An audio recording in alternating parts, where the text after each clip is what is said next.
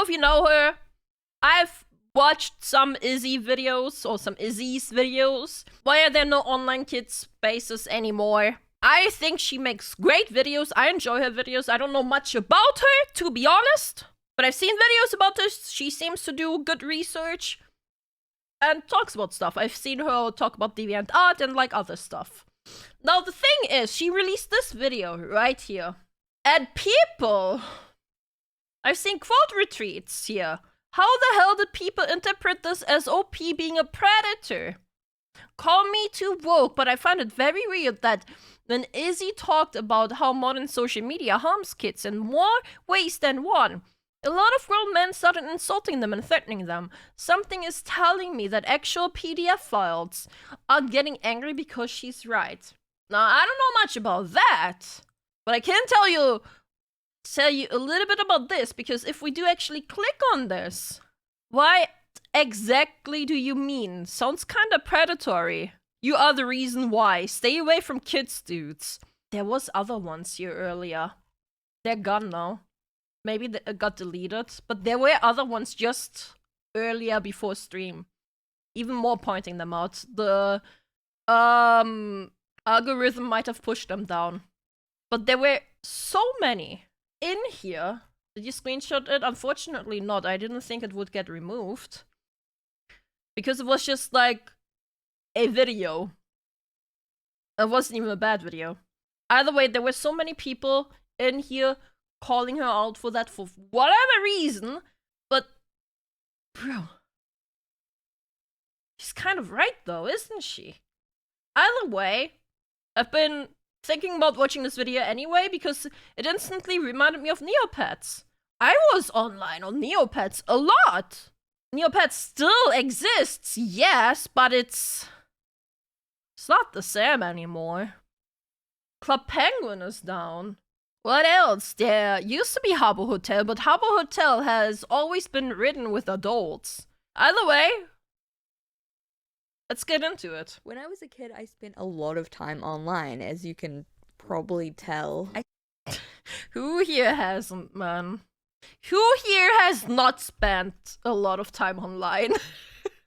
When I was a kid, I spent a lot of time online, as you can probably tell. That's a lot of I spent Garfield. hours glued to the computer playing Animal Jam, Club Penguin, Free Realms, Wolf Quest, Mush. I remember the Wolf Quest thing. Like, that was just an unlocked memory. Like, that was literally just memory unlocked, man. What the hell?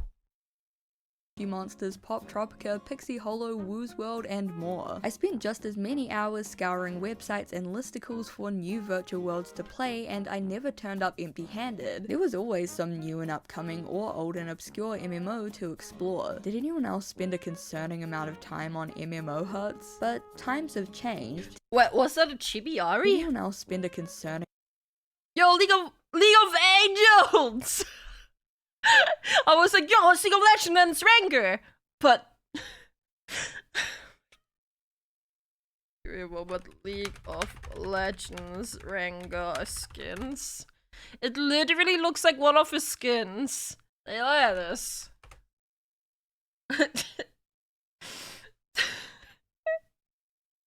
Oh, League of Angels. Didn't they have to rename themselves to League of Angels Bang Bang or something? Where were you when Club Penguin died? I was at home eating Dorito when my phone rang. Club Penguin is killed. No. I love that comment, man. Oh, what a staple. An upcoming or old and obscure MMO to explore. Did anyone else spend a concerning amount of time on MMO huts? But times have changed. That was Today, Ari. kids spend just as much time on the internet as I did, but the silly and colourful Yeah, but they're not doing the same anymore. All they do is like doom scroll now. virtual worlds of the 2000s are long gone. There are barely any dedicated kid spaces online anymore, and I think that it's a huge problem that we need to talk about. I think the problem is, and I don't want to sound like a negative Nancy, but I did see some people like make an argument on Twitter about this, and unfortunately they are right. Look at Roblox. The target audience for Roblox, at least used to be, kids. There's so many adults there now.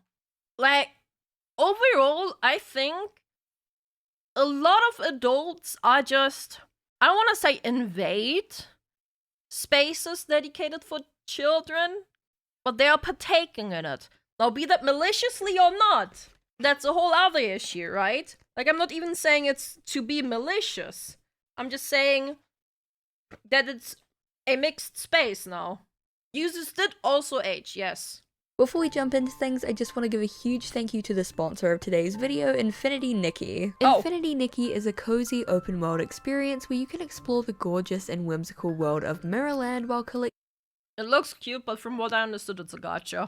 Stunning and powerful outfits. There are so many gorgeous outfits in all kinds of styles for Nikki to collect, and even cute outfits for her friend Momo. Once you unlock an outfit, you can even mix and match different elements for the ultimate personalized look. Some of these outfits even grant special powers like floating, gliding, and shrinking so you can explore new places. Infinity Nikki offers a cozy open world experience with no pressure to fight. Fish, catch bugs, groom cute animals, and platform through the beautiful world of Mirrorland at your own pace. The new I want to say it does look really beautiful. event Revelry season has begun, bringing the Wish Carnival Party to Mirrorland. Discover who will become the party king, dance with a long-legged Momo, and participate in the event to unlock who will become the party king, dance with a long-legged Momo.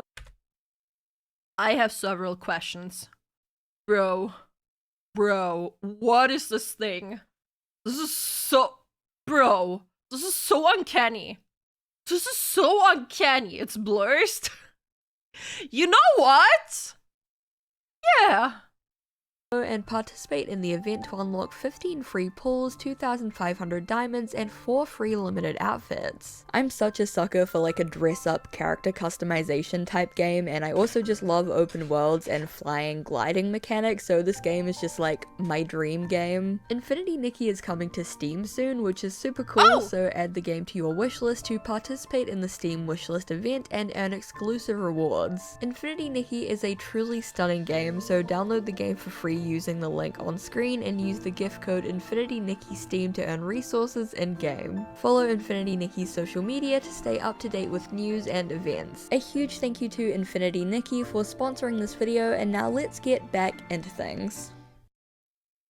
Neopets was arguably one of the earliest virtual worlds for kids. Did she just say Neopets? Neopets was arguably one of the earliest. I spent so much time on Neopets. I had so many rare pets. I made my own websites too, and like linked them and made them look pretty, and Neopets. It was my childhood. Virtual worlds for kids, but it didn't start out that way. Created in 1999 by Adam Powell and Donna Williams, their original target audience was uni students. However, the site skyrocketed in popularity, and they soon realized that the Neopets user base was largely comprised of children. And it makes sense. The bright, colorful critters, games, and competitions, and the ability to socialize with other little internet nerds from across the globe was hugely appealing to children. But Neopets was just It does still exist. But I think they're dabbling in NFT stuff.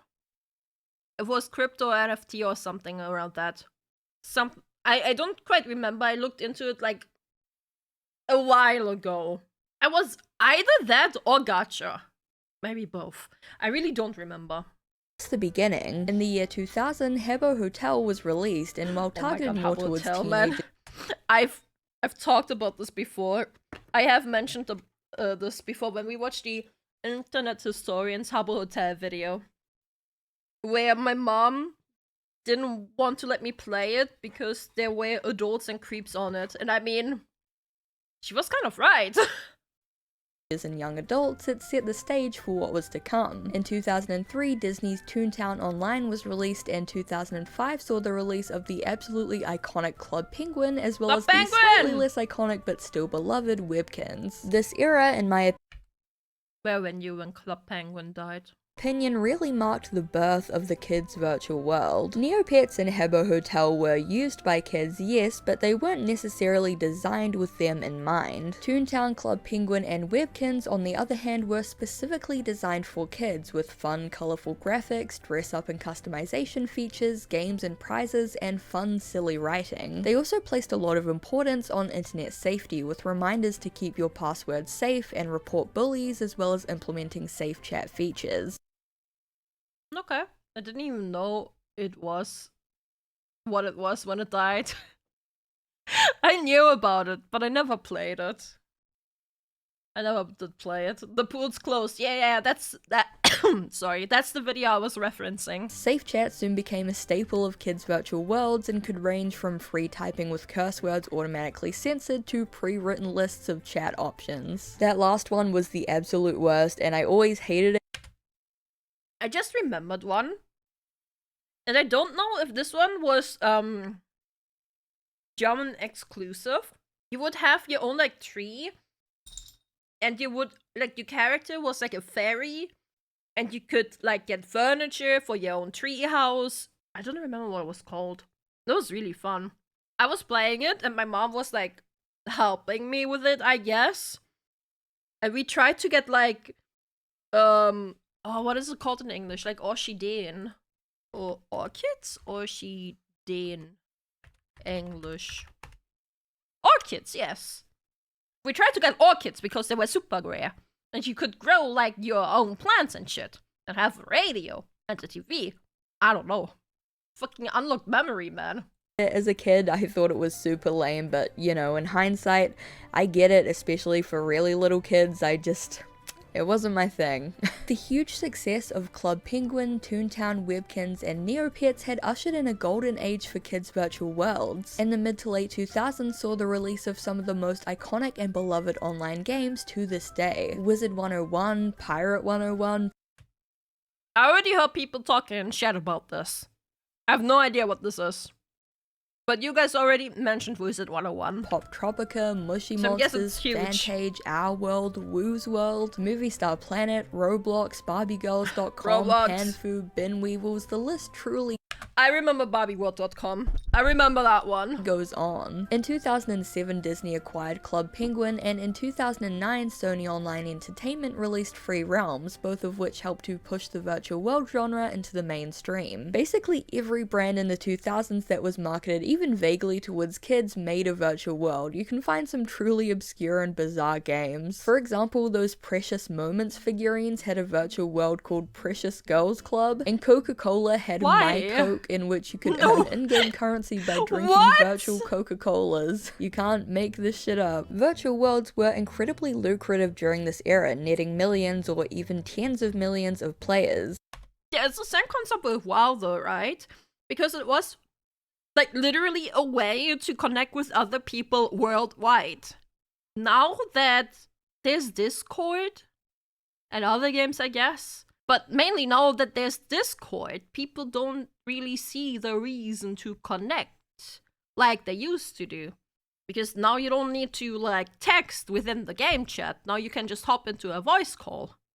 And locking huge amounts of content behind in-game currency and memberships. If you were an avid virtual world player like I was as a kid, you probably remember begging your parents for like a membership or in-game currency because these games were monetized to hell and back. And while that sounds cynical, and yeah, maybe companies pushing out cute, colorful, kid-friendly games for the sole purpose of making boatloads of cash is a bit cynical, it had a huge positive effect in that it created a lot of fun, safe environments for kids on the internet. They could play games, dress up, and chat with other people their own age in a safe and monitored environment. Messaging around online safety was targeted not just towards the kids who played these games, but also their parents. They took time to educate parents about the potential dangers their child might face online and how to check in with them. Additionally, games often But I would be honest, my mom was a little bit too over safe, but I think it's better to be over cautious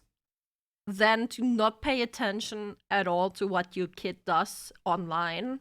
Because worst case scenario, your kid might end up getting kidnapped. one of the worst case scenarios. There's multiple ones. So I think it's better to be over cautious in this situation. Yeah, better safe than sorry. Yeah, exactly. Now, as a kid, obviously, you feel like it's unfair and that your parents just trying to control you, right? But like in hindsight, like I've realized that my mom did a good job with at least internet safety. Featured anti-bullying messages and warned kids to never use their real name or photo and be careful about who they talk to online, which at the time felt preachy and annoying, but in retrospect was hugely influential to me and I think shaped me into the safety-conscious internet dweller that I am today. And look, I'm not saying like, oh, back in my day the internet was squeaky Like, I know it's the looks she's going for, but she reminds me of such a Tumblr girl. Like, I know that's exactly the look she's going for, but it's like crazy how spot she always is. I love it. And I love that she's wearing it in confidence. Clean and safe because, no. I played a lot of these kid-friendly games and simultaneously found myself on a lot of really dodgy and fucked up corners of the internet. I encountered weirdos and creeps in a bunch of these supposedly kid-friendly games, and I and many other kids found plenty of ways to get around the chat filters. I'm not necessarily saying that the internet was better or safer back in the 2000s, but what I will say is that there were far more dedicated kids spaces, games designed for children to socialize with other children. These spaces were important. They were a necessary safe haven in an increasingly cynical and adult internet, and then they began to disappear. As time went on and social media became more and more popular and, let's face it, all-encompassing, these virtual worlds began to fall to the wayside. Don't get me wrong, titans like Club Penguin, Animal Jam, and Wizard 101 were still going strong in the 2010s, but many smaller and more obscure virtual worlds died off and shut down. Virtual worlds could be lucrative, yes, but they were also incredibly expensive to maintain. Some companies are... Oh, that's not for children, so that's direct comparison. Wait, am I missing a message? Nowadays, social media sites try to encourage you to use real contact info, but that's not for children, so it's not a direct comparison. As companies only acted like they gave a shit due to child privacy laws. Oh, yeah, okay, yeah. Hell no, the internet has always been a cesspool. Maybe the first network was professional, but it changed quick. It changed quickly, obviously. But I do agree that there were way less bad actors on virtual kid sites than there would be now, I feel. And I think, like, one reason is just that it's more accessible overall, right? Like, I don't think, like, there's a fault to anyone at this point. I think there still are child-focused games, but children have such free access to internet content that they end up stumbling upon more mature games early, like Fortnite, PUBG, and so on. Maybe through YouTube or TikTok, but they do stumble upon them through content creators and try them out of curiosity. Fortnite is definitely heavily catered toward children too. Like, look just how the colors are designed in Fortnite. Like, they 100% cater to a young audience. They use highly, like, really cartoonish looking environment and characters, as well as highly saturated colors. Like, that's so catered toward children. Now, it's not a virtual world, and I don't know how many other virtual worlds just targeted for children there are out there, but not even like Roblox at this point is just a children's game, where the intended audience was children, right? But there's so many adults playing Roblox, I've already said that. Requiring heavy-duty servers to handle all of the players, as well as frequent updates to keep them hooked in. A lot of games just couldn't survive the drop-off in player numbers. In 2013, Disney shut down both Toontown and Pixie Hollow, citing a shift in development focus to mobile apps as the reason for the shutdown. In 2018, Toontown developers Jesse Schell and Sean Patton did a Q&A video and further elaborated on why the game shut down. Toontown, what happened? That is a multi-layered question. Yeah. Disney changed some of their priorities. And over time, people changed the way they bought and played games. In the long term, used to be Subscription-based games were a totally valid business model. Toontown really counted on the subscription to be there and working. Subscriptions became less and less popular, mostly because mobile showed up. Just about the same amount of fun, but not have to pay anything. And so the lack of subscription was part of it. Shorter term, though, the acquisition of Club Penguin really put a dent into Disney, because Club Penguin was so big and so popular that the decision was made that all energy should be put into Club Penguin and no energy should be put into Toontown, put into Pixie Hollow, put into Pirates. And so those things kind of withered a bit while they were really trying to put all their energy into Club Penguin. So that's a sad story. Yeah, because with the massively multiplayer games, you need those sort of periodic content drops to keep people's interest and keep them excited about it. Yep. If that goes away, then that subscription suffers. Yep. Or, yeah. Sad. Sony's free realm. You know, with that little speech, I think it's also companies just not finding the interest in making dedicated children games. Because if truly only the children and no adults are playing it, they will not earn any money from it. And most companies are very, very, very money orientated nowadays. Like, I feel like old platforms, like old things, old virtual worlds, old games, were made with a passion. That passion is mostly long gone. Which was one of my childhood favorites, shut down in 2014, with the president of Sony Online Entertainment writing in a Reddit AMA after the shutdown, quote, "No more kids games. Kids don't spend well and it's very difficult to run a kids game. Turns out kids do mean stuff to each other a lot." Many other virtual worlds shut down throughout the 2010s, including Barbie-Girl.com, Panfu, Mushy Monsters, Millsberry.com, Fantage, Pirate... Bro, Panfu just... Barbie-Girl.com, Panfu... That just unlocked another map. What was Oh my god! That just unlocked a freaking memory! Oh my god, I used to play this! Oh my god! Bro!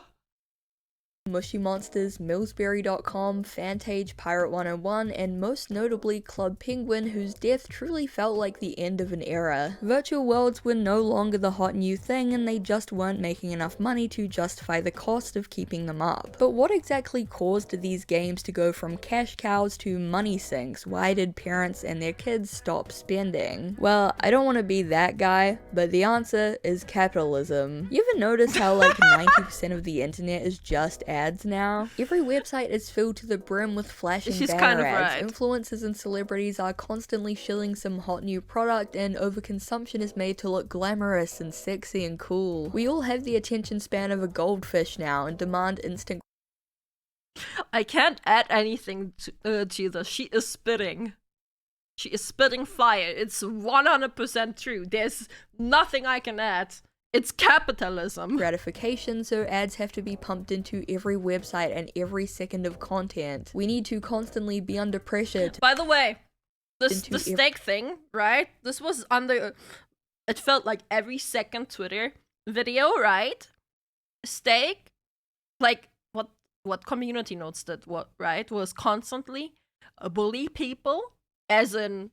bully people into having a community note and saying there is an undisclosed ad on the screen right there. And I think at one point Steak realized, well, shit, can't make any money off of that anymore. Gotta stop posting those. They literally made an announcement that they're halting their advertisements.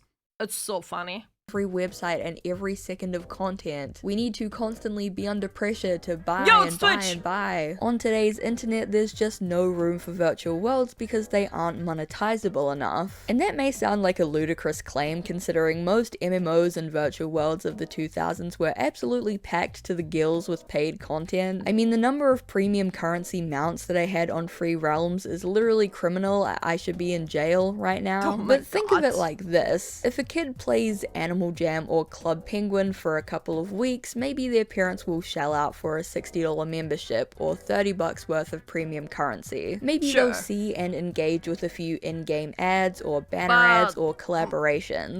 but mostly it's playable online, like free online, right? But in just an hour on TikTok, that same kid will see like 200 ads in various forms for tons of different products, and it's also more. probably develop an eating disorder because TikTok sucks. And that's that generates more income for them. It's simply obviously more profitable for brands more to target profitable, kids that's the through word. influencer marketing and online ad campaigns rather than spending millions of dollars on dedicated virtual worlds that are now too slow for our mile-a-minute attention spans anyway. And I think that sucks and has had a really negative effect on the youth of today, not to sound like an old man. Like, okay, yeah, maybe the virtual world boom of the 2000s was just a bunch of greedy companies jumping on the bandwagon to make a quick buck off of kids, but at the end of the day, at least in the process, they were providing safe and sometimes even educational spaces for young internet users. Nowadays, corporations have no problem hiding how evil and corrupt they are when they pay influencers to shill diet pills and supplements, gambling websites, and shitty fast fashion hauls to their impressionable tween audiences. And again, this isn't a new thing. Companies didn't create these virtual worlds out of the goodness of their heart. Most of the time, they were just trying to squeeze money out of. Sorry, you can just tell that it's just a WoW clone, man. It's so funny. I love it though.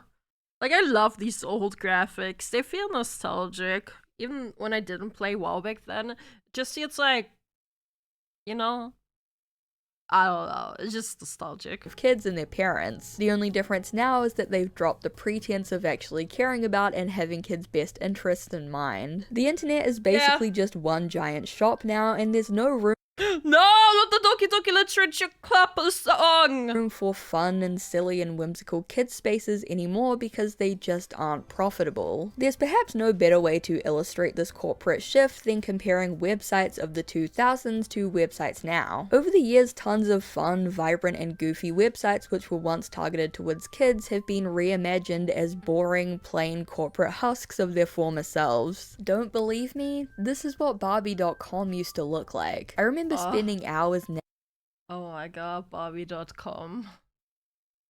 Oh, Barbie.com. I miss it. navigating through the site and all of the pages, playing and replaying all of the different games themed around the movies. I especially Okay. Any guys in chat that ever played Barbie.com? I'm actually curious about that. Did any guys ever play Barbie.com? No, never. No, never knew it existed. No. Oh, man. Man, maybe? Oh, man. Because I saw my sister playing it. Hey!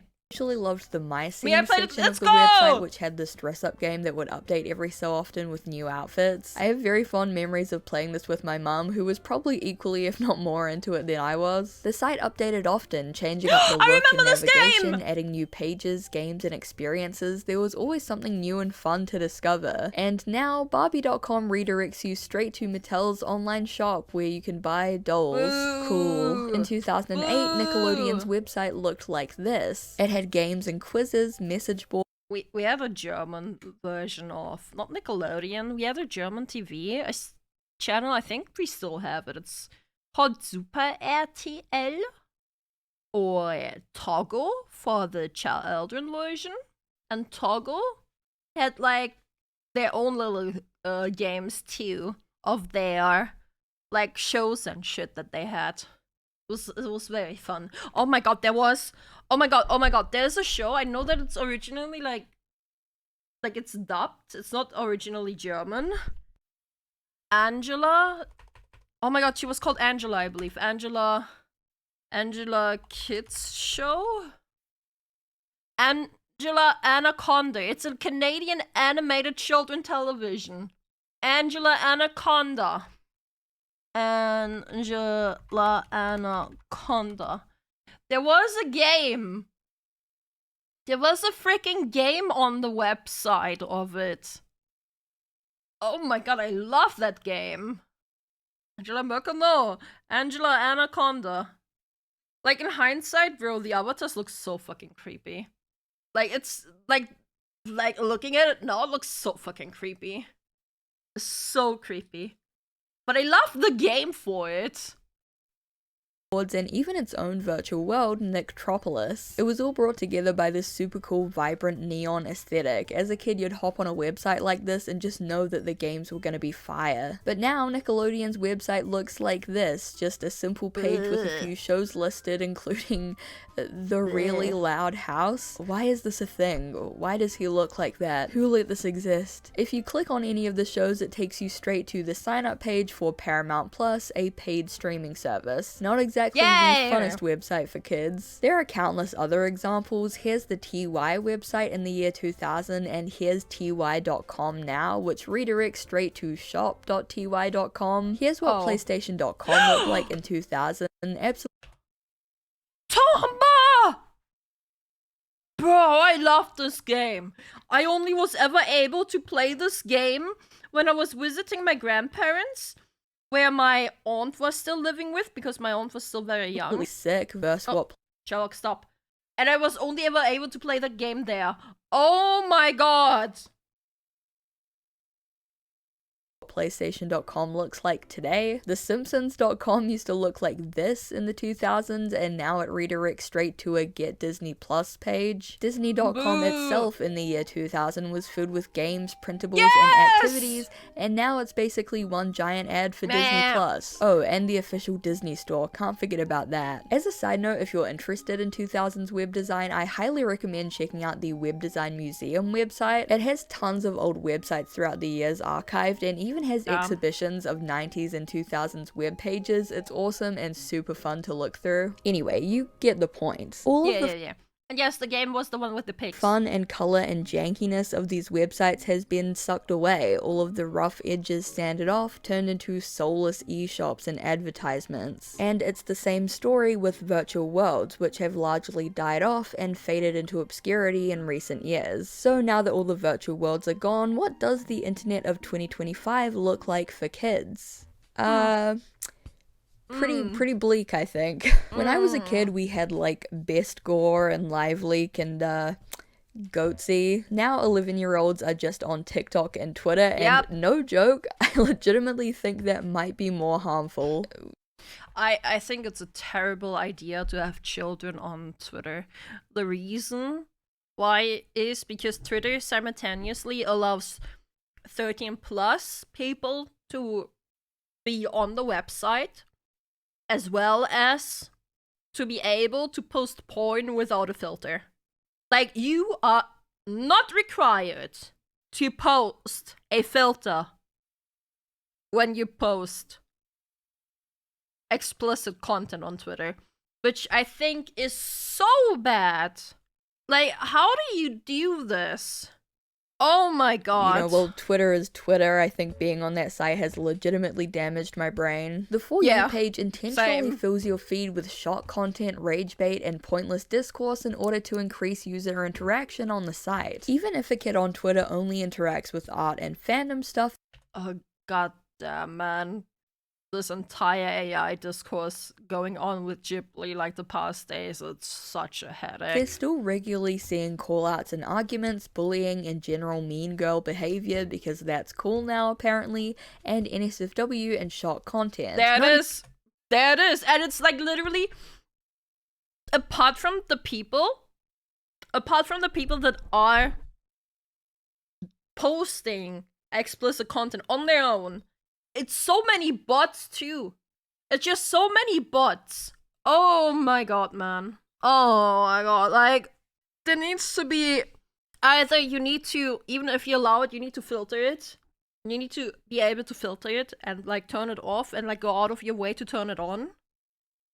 Or you need to completely disallow minors on the website. And not even mentioning the recent increase in far-right content and propaganda on the site due to a certain freak who shall not be named. TikTok is worse, and the barrier for entry is also much lower. You know, with Twitter you have to actually be able to read, and I've seen literal babies scrolling on TikTok. In a recent lawsuit against the company, internal documents were made public that showed that they're well aware of the extreme negative effects that their Nightmare app has on children and teens. Care. From an NPR article covering the lawsuit, quote, TikTok's own research states that compulsive usage correlates with a slew of negative mental health effects. In fact, they're going out of their way to increase screen time for children.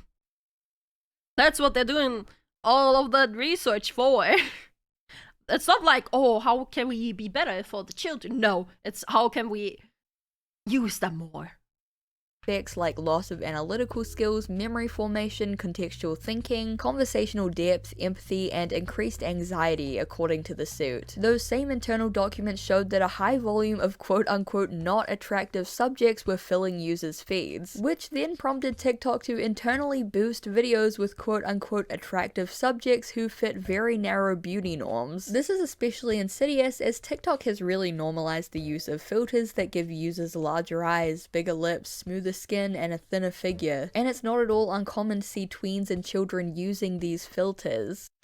Yeah, and obviously that is going to contribute to children developing body dysmorphia.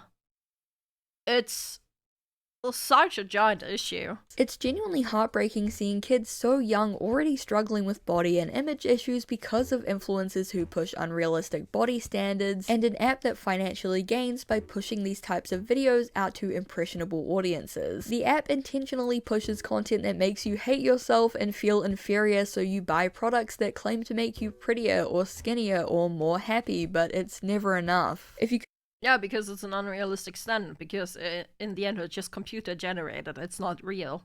That's not how a real human looks like. Couldn't tell I hate TikTok, and I truly think that it's an evil app. There's so much to be said about TikTok and Twitter and Instagram. They all suck in their own unique ways, but what I'm getting at here is that these are all adult spaces with decidedly adult content and conversations. I got banned from Animal Jam when I typed frock to try and get around the censors, but I've reported graphically sexual comments made towards me on Instagram and Twitter, and every single time the comments remain up because they don't violate guidelines according to the respective apps. Of course. Unlike the virtual worlds of the 2000s and 2010s, there's no education about online safety and privacy baked into these apps. The number of kids I've seen with their real name, age, and country in their bio is so concerning, and these kids are often— Yeah, because they just don't know better. They just don't. I thought it would be cool to use my year in my username too, right? I thought that would be cool because, yay, I'm already this old! I gotta show off that I'm not a child anymore. But it's actually so dangerous. Like, my mom literally told me not to do that anymore.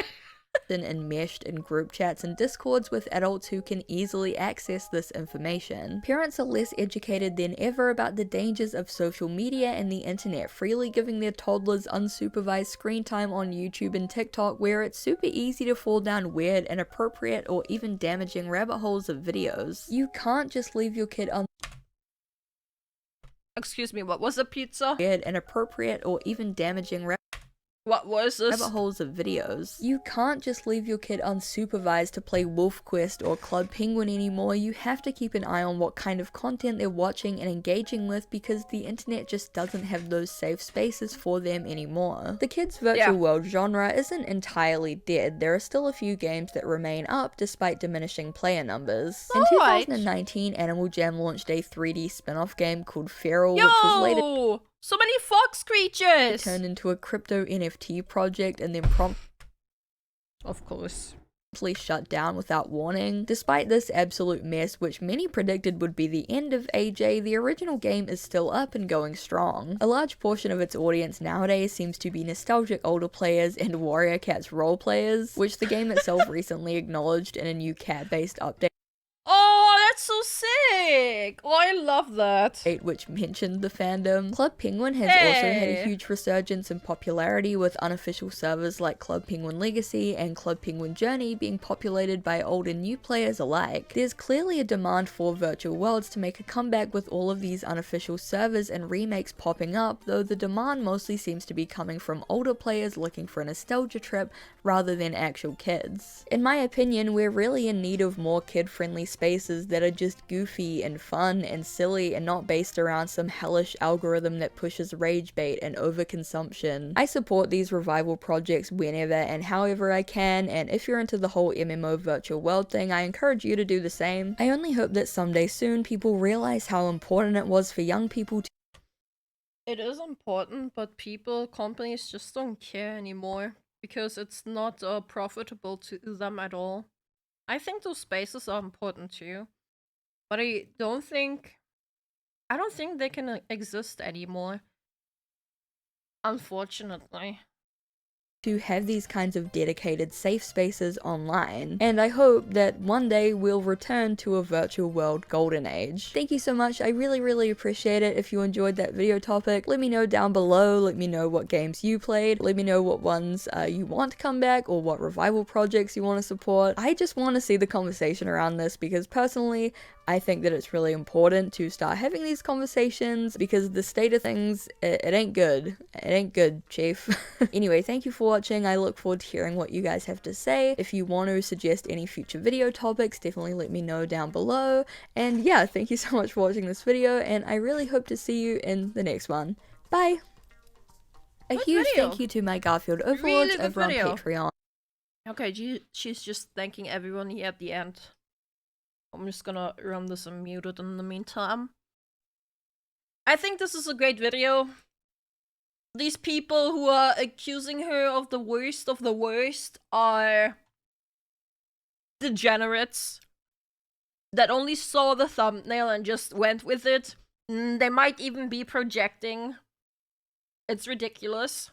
This person might have a point of what they are saying. Oh, look at this. Oh my god, I didn't even read this. Danielle Grexit calling a YouTuber roughly half his age a groomer.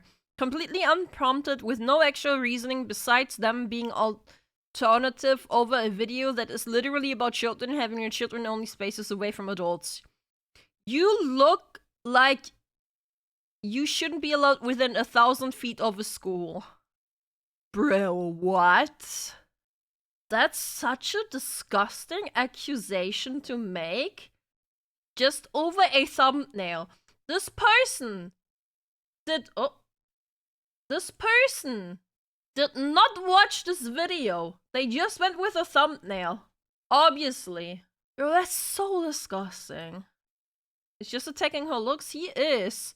And I thought this person was, like, more or less okay. I saw some of this person's tweets. But goddamn. Yeah. That will be all in regards of this video.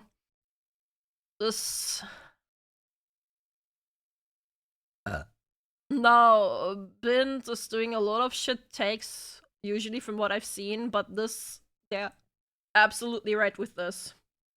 Absolutely. Either way, that will be all. Thanks for watching, YouTube.